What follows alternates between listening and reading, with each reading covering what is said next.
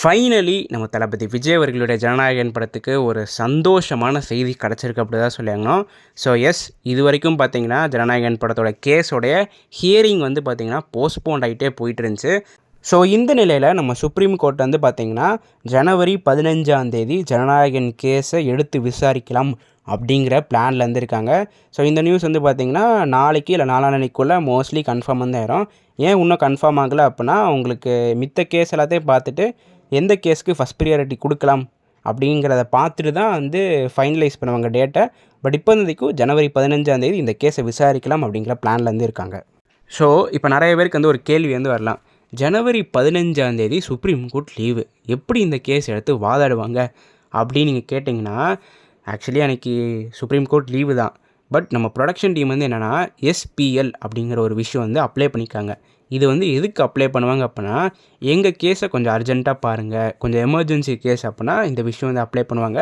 நம்ம production team இதை apply பண்ண காரணத்தினால என்ன தான் கோர்ட்டு லீவாக இருந்தாலும் பரவாயில்ல, முடிஞ்சளவு இந்த கேஸை வேகமாக முடிக்கலாம் அப்படிங்கிற பிளான்லேருந்து இருக்காங்க. ஸோ அந்த காரணத்தினால தான் ஜனவரி 15 இந்த கேஸை வாதாடலாம் அப்படிங்கிற பிளான்லேருந்து இருக்காங்க. மோஸ்ட் ப்ராப்ளி நமக்கு நாளைக்கு இல்லை நாளான்னைக்குள்ளே ஒரு அஃபீஷியல் கன்ஃபர்மேஷன் வந்து கிடச்சிரும். ஜனவரி 15 இந்த கேஸை எடுப்பாங்களா மாட்டாங்களா அப்படிங்கிறது. இஃப் ஒருவேளை ஜனவரி 15 இந்த கேஸை எடுத்து சென்சார் சர்டிஃபிகேட்டும் அன்றைக்கே கொடுத்துட்டாங்க அப்படின்னா ஜனநாயகன் படம் ஜனவரி 22 இல்லைனா ஜனவரி 23 படத்தை வந்து ரிலீஸ் பண்ணிடுவாங்க அப்படி தான் சொல்லியாங்கணும். ஏன் வந்து இந்த டேட்டை நான் முக்கியமாக சொல்கிறேன் அப்படின்னா, ப்ரொடக்ஷன் டீம் வந்து என்ன மைண்ட் செட்டில் இருக்காங்க அப்படின்னா, சென்சார் சர்டிஃபிகேட் கிடச்ச ஒரு 5 or 6 டேஸ் கழிச்சு படத்தை ரிலீஸ் பண்ணலாம்ங்கிற பிளான்லேருந்து இருக்காங்க.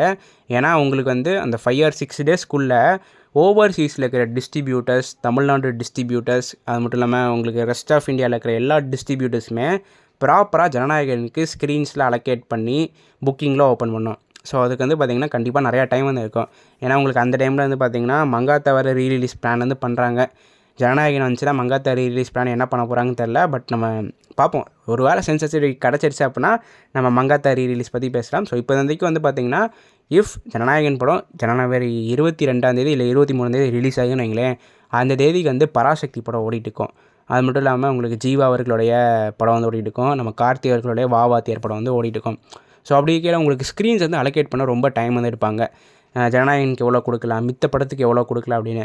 ஏன்னா உங்களுக்கு இவ்வளோ படம் இருக்கிறையில் ஒரு ப்ராப்பரான ரேஷியோவில் பிரித்து கொடுக்கனால, ஸோ அதனால் இட் டேக்ஸ் டைம். ஸோ அதனால் சென்சார் சர்டிஃபிகேட் கிடச்சி ஒரு 5 or 6 டேஸ் கழிச்சு தான் படம் வந்து ரிலீஸ் ஆகும். ஸோ அதனால் 15 சென்சார் சர்டிஃபிகேட் கிடச்சிருச்சு அப்படின்னா உங்களுக்கு படம் 22 இல்லை 23 ரிலீஸ் ஆகும். இஃப் ஒரு வேளை அந்த 15 ஹியரிங் வந்து போஸ்ட்போண்ட் ஆயிடுச்சுன்னு வைங்களேன், அடுத்த ஹியரிங் வந்து மோஸ்ட்லி 19 இல்லை 20 தான் இருக்கும். அப்படி பார்க்கையில படம் வந்து உங்களுக்கு மோஸ்ட்லி February 1st வீக்கில் தான் ரிலீஸ் ஆகிறதுக்கான சான்ஸ் வந்து இருக்குது.